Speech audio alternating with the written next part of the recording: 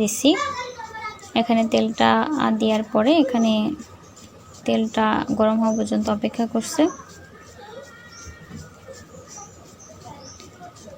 তেলটা একটু মাঝে নেড়ে দিল। এখন দিয়ে দিচ্ছে পেঁয়াজ কুচি, 250 গ্রামের মতো পেঁয়াজ কুচি দিয়ে দিল। 250 গ্রামের মতো পেঁয়াজ কুচি দেওয়ার পরে এখানে 150 গ্রামের মতো কাঁচামরিচ কুচি দিল। কাঁচামরিচ কুচিটা দিয়ে পেঁয়াজ এবং কাঁচামরিচটা একটু চিড়ে দেয়া। কাঁচামরিচটা একটা মরিচ 2 ভাগ করে এইভাবে চিড়ে দিয়েছে, যেটাকে লাল লাল করে ভেজে নিচ্ছে, যেটাকে আমরা বলি পেঁয়াজের বেরেস্তা। কিন্তু বেরেস্তার মতো অতটা মচমচা হবে না, হালকা একটু ব্রাউন কালার করেই ভেজে নেবে। এরপরে যখন ব্রাউন কালার হয়ে আসবে তখন এখানে দিয়ে দেবে রসুন বাটা এবং আদা বাটা। কিন্তু পুরোপুরি কালারটা কোনো আসেনি, এজন্য অনবরত নাড়তে চাড়তে আসছে। আসলে বাবুর্চির রান্নাটা কিন্তু আসলে অনেক মজার হয়। সেই মশলাগুলো দিয়ে আমরা বাড়িতে রান্না করলেও কিন্তু আসলে খিচুড়ি বা বিরিয়ানিটা ওরকম স্বাদ হয় না। এখন দিয়ে দিল আদা বাটা রসুন বাটা, দিয়ে 4 কেজি পরিমাণ গরুর মাংস কুচানো, যেভাবে খিচুড়িতে দিতে হয় আর কি, সেগুলো দিয়ে নেড়ে চেড়ে ভেজে নিচ্ছে ভালোভাবে। ভেজে এটাকে পানি দিয়ে একটু কষিয়ে নেবে। এখানে কয়েকটা তেজপাতা দিয়ে দিছে। এখানে দিয়ে দিচ্ছে 1 টেবিল চামচ পরিমাণ শুকনা মরিচ গুঁড়া। শুকনা মরিচ গুঁড়াটা দিয়ে ভালোভাবে নেড়ে চেড়ে মাংসগুলোকে ভেজে নিচ্ছে। আসলে বাবুর্চিদের রান্নায় কিন্তু অনেক সুন্দর একটা স্বাদ হয়, ওনারা কিন্তু অনবরত নাড়তে থাকে। এ পর্যায়ে দিয়ে দিল লবণ। লবণটা দিয়ে দেওয়ার পর আবারও উনি সুন্দরভাবে সব কিছুর সাথে মিক্সড করে নিচ্ছে।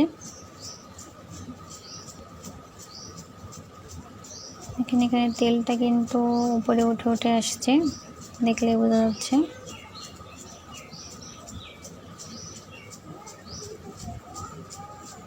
এখন দিয়ে দিচ্ছে পরিমাণ মতো পানি। পানিটা দিয়ে এটাকে সুন্দর করে সিদ্ধ করে মাংসগুলোকে একটু গলিয়ে নেবে বা কষিয়ে নেবে, আপনারা যেটা বললে বোঝেন আর কি। এখন ঢাকনা দিয়ে এটাকে ঢেকে রাখলো। দেখেন ঢাকনা দিয়ে কিছু সময় ঢেকে রাখার পর তেলটা উপরে উঠে আসছে। তেলটা উপরে উঠে আসার পর এটাকে আবারও নেড়ে চেড়ে দিচ্ছে।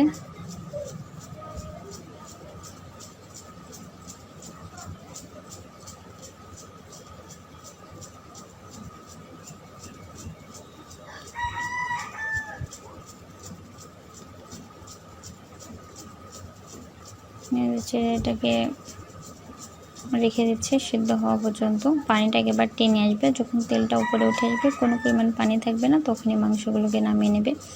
আসলে খিচুড়িটা কিন্তু অসম্ভব মজা হয়েছিল।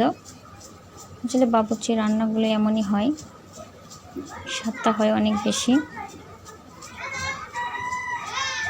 এই পরিমাণগুলো ঠিক রাখলে আপনারা কিন্তু নিজেরাও কোনো অনুষ্ঠানে বা ইফতারিতে আপনারা নিজেরাই রান্না করে নিতে পারবেন। এখানে দিয়ে দিল ধনিয়া গুঁড়া। আমি আবারও বলছি, আমি পরিমাণগুলো সব ডিসক্রিপশন বক্সে দিয়ে দিয়েছি, সেখান থেকে আপনারা দেখে নিতে পারেন। কারণ বাবুর্চিরা কিন্তু একসাথে আমরা যেরকম কাপের মাপ বলি বা টেবিল চামচ 4 চামচ, ওনারা কিন্তু সেরকম দেয় না। ওনারা হাতের কাছে যেটা পায় সেটা দিয়ে ওনাদের চোখের আন্দাজে ওনারা পরিমাপ করে দেয়। আর কোনো জিনিস একেবারেই দেয় না, অল্প অল্প করে দেয়। আবার যদি শেষে লাগে তাহলে তখন আবার দেয়। এভাবে ওনারা রান্নাটা করে।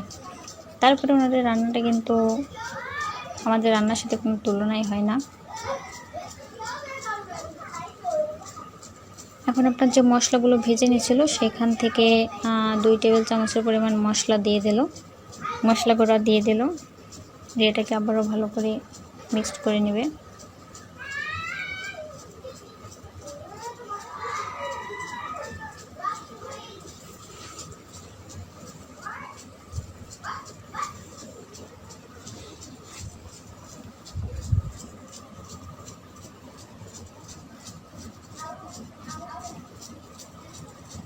যদি এখানে অনেক ধোঁয়া বোঝা যাচ্ছে না, তারপর আমি ভালোভাবে দেখানোর চেষ্টা করছি। এখন এই পর্যায়ে দিয়ে দিল হলুদ দিয়ে দিলে আমরা যে মিডিয়াম সাইজের আমাদের যে কারি চামচ থাকে বা তরকারি চামচ থেকে, সেই চামচের উঁচু বললে 1 চামচ পরিমাণ হবে।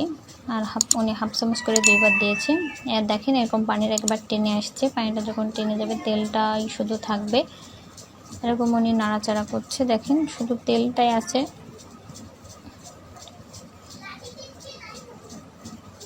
মাংসগুলোকে নামিয়ে নিয়েছে, মাংসগুলোকে চুলা থেকে নামিয়ে এখন উঠিয়ে রাখবে। মাংসগুলোকে উঠিয়ে নিচ্ছে।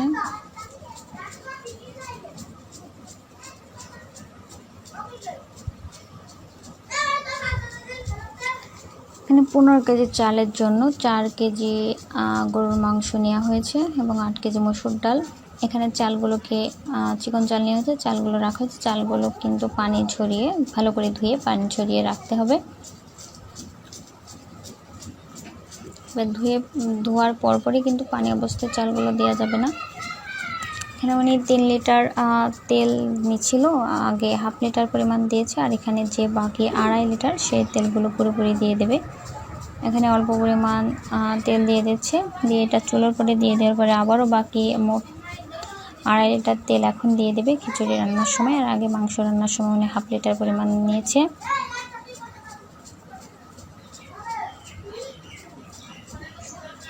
এখানে 5 লিটার পরিমাণ তেল আনা হয়েছিল, উনি ওখান থেকে 3 লিটার তেল নেবে। উনি চোখের আন্দাজে সেটা দেখছে এবং অল্প অল্প করে দিচ্ছে, যে আসলে 3 লিটার পরিমাণ ফুল হয়েছে কিনা। এই যে এখানে সব পরিমাণগুলো আছে, মশলা গুঁড়া, পেঁয়াজ 3 কেজি পরিমাণ, শুকনা মরিচ 500 গ্রাম, রসুন বাটা 250 গ্রাম, আদা বাটা 1 কেজি, কাঁচামরিচ সেখান থেকে মাংস রান্না করার জন্য নেওয়া হয়েছে যেটুকু। আর এখানে 8 কেজি পরিমাণ মসুর ডাল আছে, সবগুলো মশলা, 1 কেজি পরিমাণ লবণ আছে, 1.5 কেজি লবণ এসে কিন্তু 1 কেজি পরিমাণ লবণ লাগছে, 1.5 কেজি পুরোটা লাগেনি।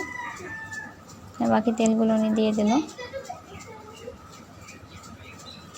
তেলটা উনি গরম করে নিচ্ছে।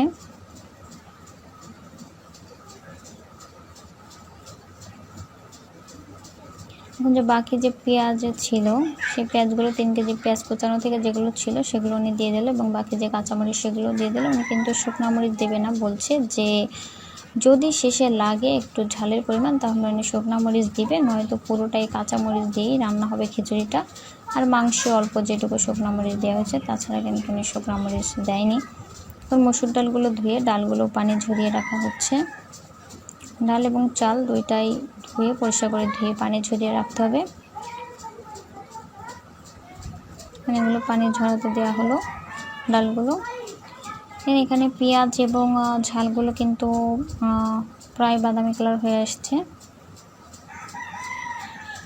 পর্যায়ে উনি রসুনগুলো দিয়ে দিচ্ছে, হাফ কেজি যে রসুন বাটা সেটা থেকে মাংসের জন্য অল্প পরিমাণ নিয়ে যেগুলো ছিল উনি রসুন বাটাগুলো সবই দিয়ে দিল। রসুন বাটাগুলো দেওয়ার পর রসুন বাটাগুলো একটু ভাজি হওয়ার পরে যে আদা বাটাগুলো আছে উনি সেগুলোও দিয়ে দেবে, কিন্তু রসুনটা আগে উনি একটু ভেজে নিচ্ছে। এখন আদা বাটাগুলো দিয়ে দিল।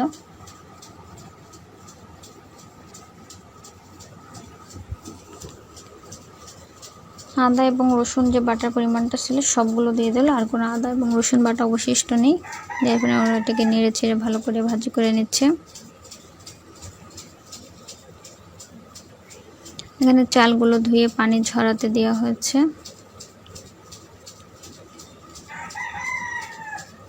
এখানে চাল ডাল সব কিছুই রাখা আছে পানি ঝরিয়ে। এরপর যে উনি হলুদ দিয়ে দিচ্ছে, এখানে হলুদ দিয়েছে উনি তরকারির চামচের 1 চামচ পরিমাণ, যেটা 50 গ্রামেরও বেশি। এখানে যে ডাল 8 কেজি যে ডালটা রাখা হয়েছিল পানি ঝরিয়ে সেগুলো সবগুলো দেওয়া হলো এবং ডালগুলো উনি ভালো করে নেড়ে চেড়ে একটু মিশিয়ে নেবে।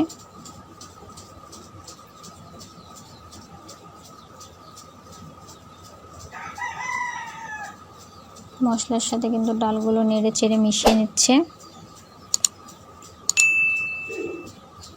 ডালগুলো মিশানো শেষ, চালগুলো দিয়ে দেওয়া হলো অর্ধেক পরিমাণ এবং একসাথে কিন্তু দেওয়া হয়নি, অর্ধেক পরিমাণ দেওয়ার পরে অর্ধেক পরিমাণ মিশানোর পরে উনি বাকি অর্ধেক দিয়ে দেবে।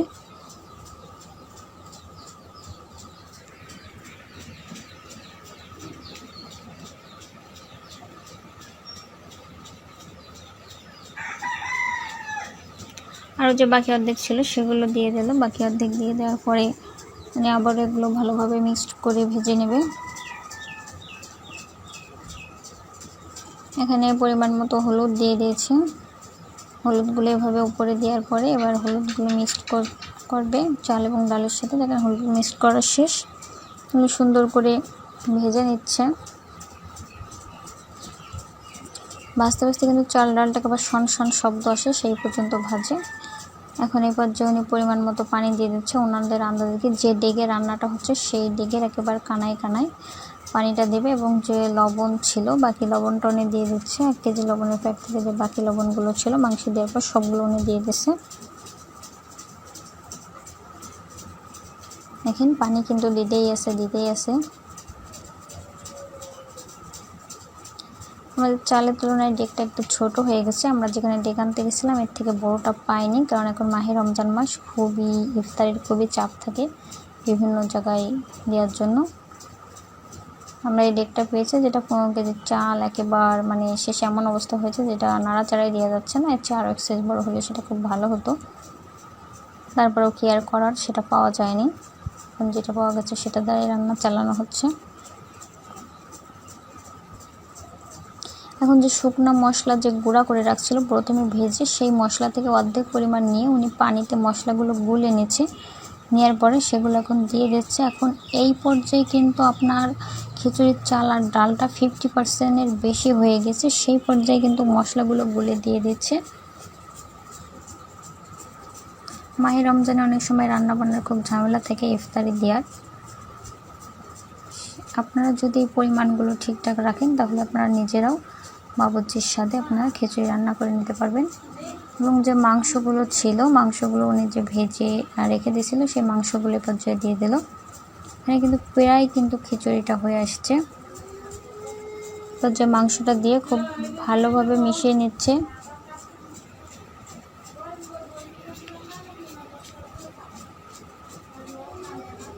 যে জগে যে মশলাটা লেগেছিল সেটা উনি পানি দিয়ে নেড়ে উনি লাগিয়ে নিল। পানি দিয়ে নেড়ে চেড়ে উনি দিয়ে দিল। দেখেন এটা কিন্তু উপচে পড়ছে, এটা কিন্তু সামলানো খুব কঠিন হয়ে যাচ্ছে, যদি এখনো শুকনো মশলাগুলো কিন্তু দেয়া হয়নি। এখন এবার যে ডালডাটা দিয়ে দিছে, ডালডাটা কিন্তু খিচুড়িটা অনেকটা জমাট বাঁধতে সাহায্য করবে। ডালডাটা ওই যে দেখেন সাদা ভেসে আছে, ওটা গরম এমনি দিয়ে দিছে, ওটা এমনিতেই গলে যাবে। যেমন নেড়ে চেড়ে দিচ্ছে, দিয়ে নামিয়ে নিয়েছে। কিন্তু এখানে শুকনো মশলাটা করা সম্ভব না, ওই জন্য উনি কিছুটা খালি করে নিয়েছে, গামলায় উঠিয়ে নিয়ে এভাবে মশলা গুঁড়াগুলো যেগুলো ছিল মশলা গুঁড়া করা সেগুলো দিয়ে ভালোভাবে মিক্সড করে নিচ্ছে। আসলে এই খিচুড়িটা কিন্তু অসম্ভব মজা হয়েছে। আপনারাও এভাবে নিজেরা পরিমাণগুলো দেখে নিজেরা রান্না করে নিতে পারেন।